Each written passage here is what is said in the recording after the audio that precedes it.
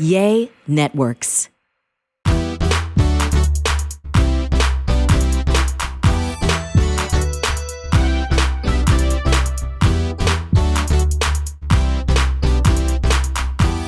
Hello, everyone, and welcome to the Real Talk Kim podcast channel. I'm excited to have this sweet man here with me again. Why are you so fine? I'm back in the saddle.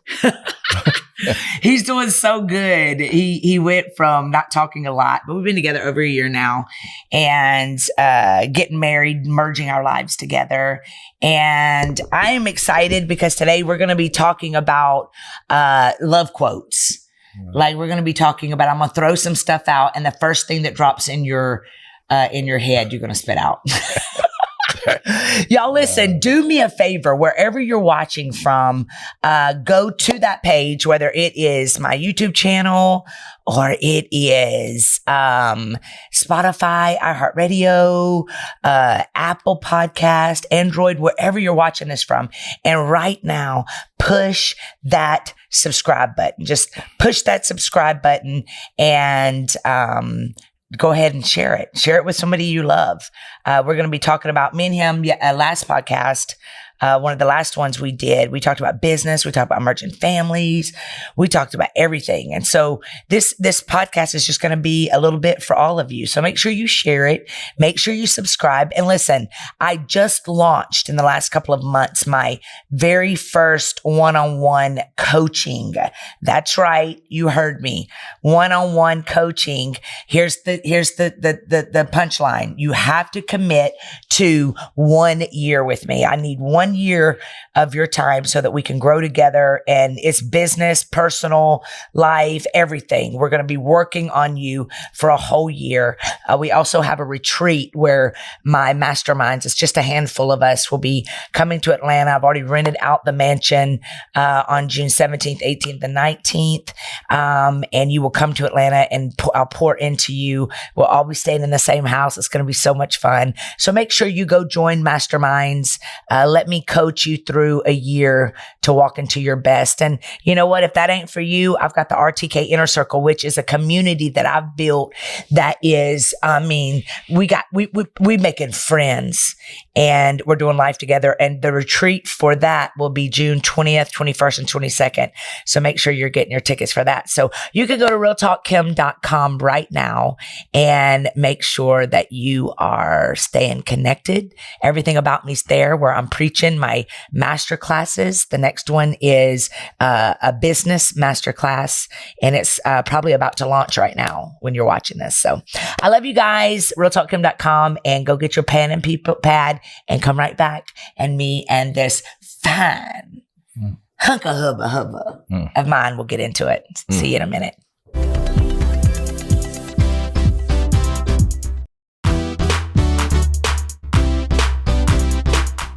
Hello, everybody, and welcome back. Look at this good-looking, sweet man of mine. Do I fill your love tank up a lot? All the time. Do I? Yeah, even while I'm here. I wasn't always good at that. Yeah. I wonder why. Because I wasn't with you. Got to have the right person. It's the truth when you have the right person. And I have discovered that in my healing process, getting ready for you, that men just want a place where he can call home. And I knew that I had found my person whenever you felt like home, and you do. Yeah, that's why I'm here on the couch. That's why we're doing life together. Yeah, that's why I'm like, let's do this. Babe, did you ever think that you would, number one, whenever you found out I was a pastor, did that scare you? Well, I mean, you didn't really let me know you was a pastor, so told me you was a motivated speaker. Because I am. Yeah. Just for Jesus. Motivated speaker. I did not want to tell you that I was a pastor at first because I didn't want to run you off. Like, I wanted you to get to know me. And I really believe that in a relationship, you don't just come right out and say everything in the beginning. Wow. Because you would have had this preconceived idea of what a pastor was going to be. Leading a whole church, leading movements. And I wanted you to fall in love with me first. So now we need to ask people, we're getting ready to date someone, like, hey, are you a pastor? What do you do for a living? No, because then you wouldn't have probably given me a chance. Yeah. Yeah. Do you think you would have still given me a chance? I think I would. I think most guys don't have a problem, being you're a female, so they're gonna date you for being a female, not for you being a pastor. But most women probably will have a problem if if a guy's a pastor and like, oh well, he didn't tell me that he was a pastor, so he was trying to be so smooth and being a like a player, Yeah, my field is so different from most women. It's different than a male being, in that situation, a male and a female or something looking at that and they're like, oh, girl, he didn't even tell you till 3 months later till you saw him on TV and saying he was and all. He was speaking. You ain't see him. You ain't even know till he was speaking in tongue and stuff. And you just turned on the TV. Yeah. So, babe, I have Daystar. I have encountered some women that say that they are too intimidating for men. What do you think about that? Well, I mean, first you got to find your yoke, though. First, you've got to find a yoke. Do you think that's even a thing? I think it's the yoke. That women can be more so intimidating that men don't want to date them? No, I have you in the gym all the time. Don't seem like I'm intimidated. I know, but like you hear these women say all the time, the reason I'm single is because men say I'm intimidating. Do you think that's a thing? I never heard that till I moved to Atlanta. Really? Yeah, I never heard that till I moved to Atlanta. I mean, really? Maybe I think that's just an Atlanta thing. You know what I'm saying? I mean, you should be good in your field, what you are. Yeah. And I'm good at what I am. Yeah. In my field. So how is that?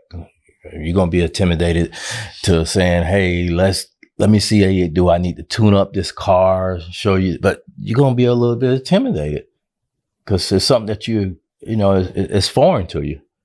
So I think it's got to be equally yoked to what we good at. Would you have dated me if I was real sassy? Depends on how sassy.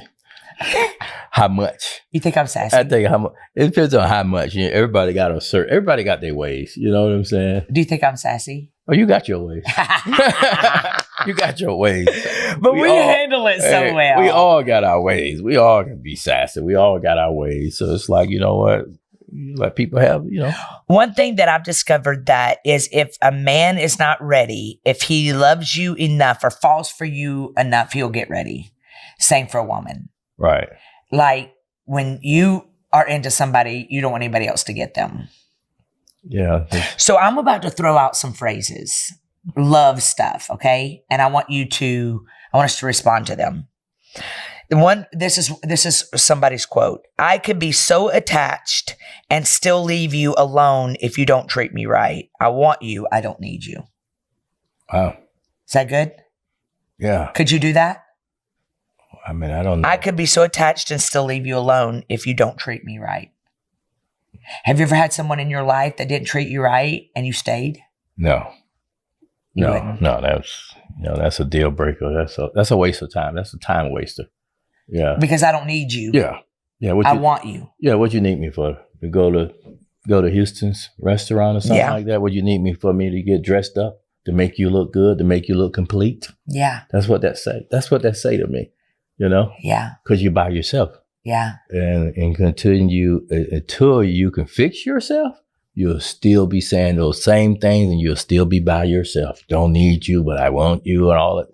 All that's a bunch of baloney. Yeah. Here's another one. Time spent with the right person feels like a vacation from the world. Yeah. It does. Yeah. Like you're in Hawaii, Me and you literally probably once a day look at each other and say, can you believe we get to do this? Yeah. Yeah. It's like we always say we like the sitcom of The Odd Couple. Why do you think we're the odd couple? Well, because, first of all, being in Atlanta is probably 80% blacks. And when we walk in a room somewhere, a restaurant, people look and stare and stuff. And because we're black and white. Yeah. So like you said, it's like it's the odd couple and stuff. So people not used to seeing that. Because, first, I'm not a graduate from Morehouse and Clark. I went to a different university. So, and you were raised in Duval. Yeah, I was raised at a school that was basically a mixed school of black and white, different, So I guess, like I say, you have 80% that's dominated of black here. Yeah. But when we step in that room, we dominate that room. Do we? Yeah, you better believe it. Yeah, I know who I am. You know who you are. You know what's so crazy is when I started dating you. I can come in that room. When I started dating you, some people told me it might hurt my ministry because of our interracial relationship. It never even dawns on me that you're black and I'm white. Like, love doesn't, to me, it just hasn't even felt weird. Well, that's the people that go to a small church and have a small mind. Because guess where those churches like that, they never grow. Yeah. And it's the same thing with their mindset. They will never grow. Yeah. So when most churches when we decided that if I wanted to go to a church, I didn't care whether that preacher was white. Yeah.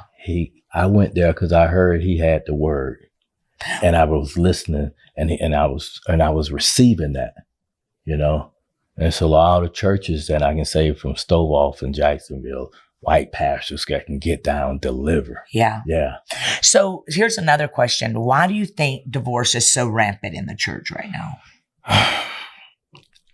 Just between congregation or the pastors alone, because we got both on both ends now. We got the pastors, the pastors getting a divorce and people in the church world getting a divorce. I think there's a lot of it. It's a lot of it. I think that maybe people, maybe for pastors and husband and wife, they're trying to outdo each other like it's a competition. I'm never try to outdo you, even though, if I was preaching, it's no competition. And I think that may be probably, that's what I think it is too. I think it's it's a competition. And I think where Shawnee and Keon, they do so well together. They do so good together. She's not preaching, but she does so well. She's business. Yeah. Always. Such great role models. Yeah. She, have a good family. And I didn't do so well, babe. I didn't do so well with managing ministry and relationship. Like, I put ministry over my relationships. And so at 50 years old, I made a decision that I'm not putting ministry over my next relationship. I was not prepared for how I was going to have to learn to be level-headed with my relationship versus ministry. Like, the first year we were together, I told my staff, y'all good. Y'all know what we're doing. I'll meet with you, but I'm over here falling in love.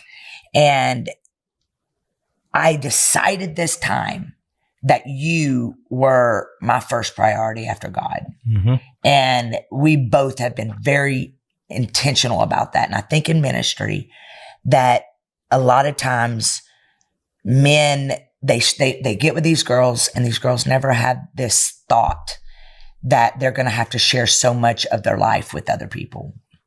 And then I think you lose that connection. And now we're literally, pastors are getting divorced left and right and moving another woman right into the pulpit. Same for the women. Right. And so I agree with you. Yeah. I think it's that they're not realizing that they're on the same team. Right. They're not against each other. It's powerful when you get a couple that know who they are. Yeah. Yeah. And then, they got to understand that it's still church business when someone calling you that it's about. We got some flack about that when you said that on the last podcast, that church is a business. Church ain't no business. Well, it is absolutely also a business, because when we were going through the pandemic and I kept all my staff on, I had to figure it out because we weren't even having church. So there are levels to. Church is a business. Yes. It's souls. When it was over. When COVID and the churches was closed, what did some of them ask for? They asked for PPP. If it's not a business, how can you ask for PPP money? Yeah. So it is a business. There's over nine Catholic churches got over $10 million. So you can't tell me it's not a business. So someone that's talking, don't talk business if you're not business. How about that? Yeah. Yeah. I agree. Yeah. Here's another one. Biggest lesson I learned this year is ... with us being together. What's the biggest lesson that you've learned? Just keep applying pressure. Keep elevating. You know, you can't stay the same. Yeah. Can't stay the same. We're really good about that, about Right. motivating each other. Right. Okay, here's another one. Everything happens for a reason. That reason causes change. Sometimes it hurts, sometimes it's hard, but in the end, it's all for the best. Do you agree in all your relationships that something came out of it that changed you and made you better for me? Yes. I do too. Yes. Because sometimes, you know, whether you got to look back on the lessons, not the loss. Yeah. Because, you know, life is about lessons, not loss. If you learn from that lesson, then it's not a loss. Mm-hmm. Yes. When you look for the next 10 years of our life, where do you see us? Fit, fine, finance. In 10 years, we're going to be 65 and Oh, yeah. and 61. Yeah, hey, that's easy. Uh, That's easy. I mean, you know, there's certain things that people want to put an age on your life or time on your life. Stop doing that. You know what I'm saying? Somebody say, oh, man, you go, it's going to get rough when you get 50 of working out. I say, well, guess what? I'm going to work out even harder. So guess what? And you think about, okay, well, it's going to get rough if you don't pray. yeah. Yeah. So why would I be worrying when I'm praying? Yeah. So don't worry. Just pray. Don't worry. Yeah. Be happy. Always. You know? So you see us fit, fine, and living our best life. Yeah. In 10 years, I see us, living our best life, traveling, having ministries where we zip in and out, doing us. We're so good about being intentional anyway, Yeah. about keeping each other first. Yes. Asking each other every day, how's your day? Y'all, these are the little things that you can do to get your marriage back on course. Somebody said to me a couple of weeks ago, I've been married for 30 years and I wish that I felt the way you feel with Lo. I wish I felt that way with mine. And I was like, you got to cultivate it. Yeah. Like, I don't ever want us to just be used to each other. I want us to always be so excited because we make each other very happy. I mean, it's just the thing is that people, you know, they happy for us, but, you know, like I said, we just been together for a short period of time. Yeah. But the thing is that we have looked at our experience of ups and downs. So it looked like that we have been together for 20 years because you can adapt to everything you went through. It really does Yeah. feel like we've been together Yeah. for like 20 years. Yeah, it feels like that because we just kind of know each other and stuff, you know. Do you ever wish that we would have met each other sooner No, I think so that we could have had kids? I think it was the timing was right. the timing was right. The timing was right. You know, we both had to get uncomfortable to go through, you know. But man, we would have had the prettiest kids. Yeah. Okay, so we had a question come in, and one of the questions that we had was a man and a woman have been married for 7 years. It's been a rough 7 years. They've been up and down, had ups and downs, and went through the pandemic, which was very hard on them because they were used to traveling, and then they got shut down and had to literally be in the same house together. And now she says she feels like she's living with her roommate. How can she rekindle what they've lost? Wow. Well, I think that happened to a lot of people. And, you know, just coming home from work and you really like get a chance to catch up on each other's lives and stuff. And you get a chance to come home and you only spend like 2 or 3 hours with each other, really. Yeah. because you're working and stuff. You spend, and then you come home and you're so tired. Yeah, you spend 10 hours, 12 hours, but but now when COVID, now you have 3 years. The person that you've been doing these 2 hours or 3 hours is just coming home, sleep in the bed, wake up, drop the kids off to school. Now you got 3 years to really like, do I know her? Do she know me? Do I love her? Do she really love me? So and fall back in love with each other. Yeah. But the thing is, so COVID was a test for a lot of people's relationship. COVID was a test where they was going to test your finance. COVID was a test where certain companies didn't come back again. But guess what? Because in the middle of COVID, you lost your job. Yeah. Because you had COVID. Yeah. And you had it bad. Right. But if we losing each other based on COVID, but we didn't really know each other anyway before COVID. Yeah. That's why. Yeah. They never knew. They never knew. They just wanted to get married. So don't just get married and have a title. Yeah. Marry the person that you know, that you plan on spending your life with, no matter what happened. Yeah. Whether COVID happened or whatever, whether it's 9/11, You know what I would really say too, babe, is I would tell the people out there to stop making it so difficult.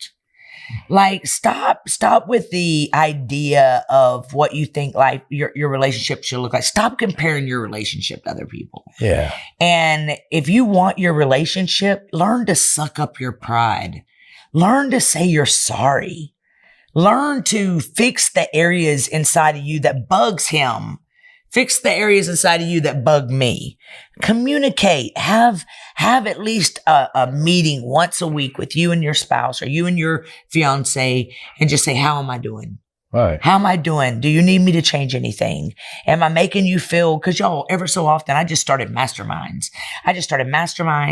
When we first got together, I was releasing my book, You Gotta Get Up.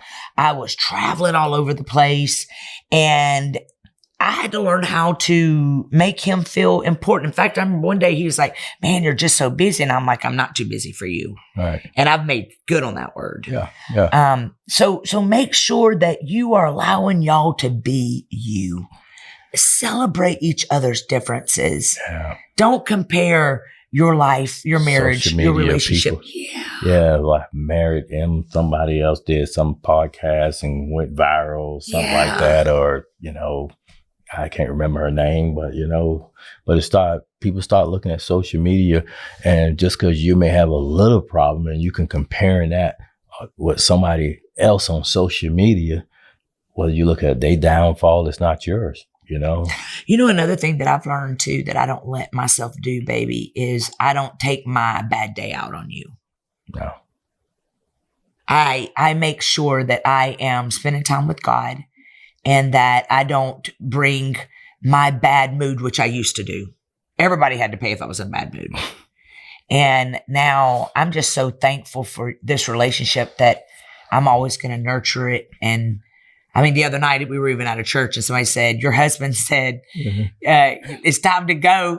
And the old me, because of Apache that time, I don't play. When you're ready to go, I run. I mean, first we had a flight to catch, so you probably forgot all about the time, and people just want to take more pictures and stuff and everything else, and I'm like, we got to go. Yeah. So you know what? Protect each other, keep each other's best interest at heart, and go have a potty break, because we will be right back.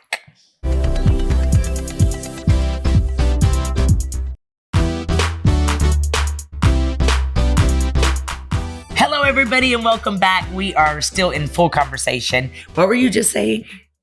Oh no, I think we was talking about people that's divorcing each other in the church, and as well as the pastors and their wife getting divorced, and some people in the church feel that they're not welcome back into the church because they got a divorce. Yeah. And most likely the women feel that way. Man, when I tell y'all, the labels of divorce can be so excruciating.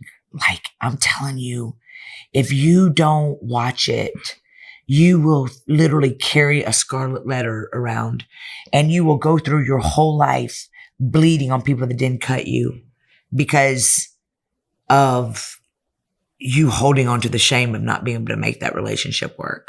That's so rich. So listen, as we end, I want to give 2 verses, babe. One is Proverbs 16:24, and it says, kind words are like honey, sweet to the soul and healthy for the body.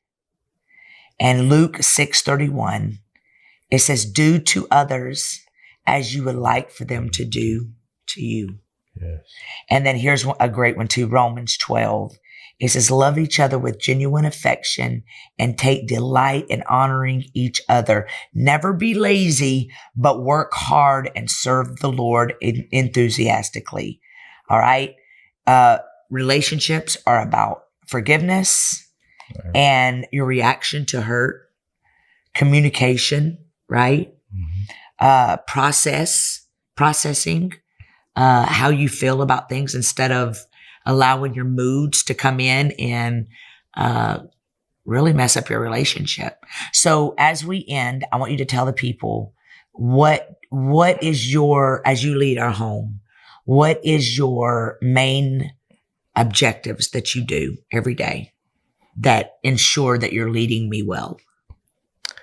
I mean, number one is just being supportive, and being kind. And always able to talk and listen to each other and see what's, how making sure that our day is going the way it needs to go, and communicate. Yeah. And you loving on me a lot. Yes. Well, I know they want to hear all that, but he kisses on me. They want to hear all that, but they probably can't. Yeah. I would say it's another the podcast. Takeaway, it is another podcast. I would say for me, a relationship, the goals for a relationship is always being his peace, always communicating your feelings in a kind way. I give myself about 30 minutes. Instead of popping off, I allow myself to cool off before I hit you between the eyes, because I'm a woman and I'm emotional, and I am the president of your fan club, and your escape and not your duty. And so for all of you out there that are in your 50s like us, there is hope that God is going to bring you exactly what you need into your life. You do not have to settle. Not hit me physical, but Yeah. What? I say not hit me physical between my eyes, but out with my words. My words can be rougher than my fist. I used to could cut somebody up and down with my mouth. And when you get the relationship that God brings you, man, cultivate it, protect it, and just love each other a lot. Yeah. Thankful for you. Thankful for you as well. You are? Yes. Ditto. Yes. I've been watching Love is Blind. Crazy. Oh. Crazy people. Do you hear me? It's made me so thankful for our relationship. Because dating is hard. Mimi told me the other day, she said, dating even in your 70s is crazy. Wow. And so I'm thankful that God's given us this chance. I'm thankful that we got prepared for each other. Oh, yeah. All right. So you going to come back? Yes. Y'all listen. Glad. Make sure that you are subscribing to this channel. Make sure that you are sharing it with a friend. Make sure that if you're in Atlanta, come to Limitless Church. Me and Angela would love to have you 10 and 11:30 every Sunday. We got great children's department. We got great men's, women's. Be a part of my online campus. We have a great global campus right there every Sunday. You can join us via live stream on my Real Talk Kim YouTube channel. And you know what? Tonight, do something special for your loved one. Tonight, stop yelling at your kids. Cook them dinner. Let your kids love you enough, and you love your kids enough to not take out anger and bitterness on anyone that you love. Love well, love hard, and we will see you next week right here on the Real Talk Kim podcast. Love you guys.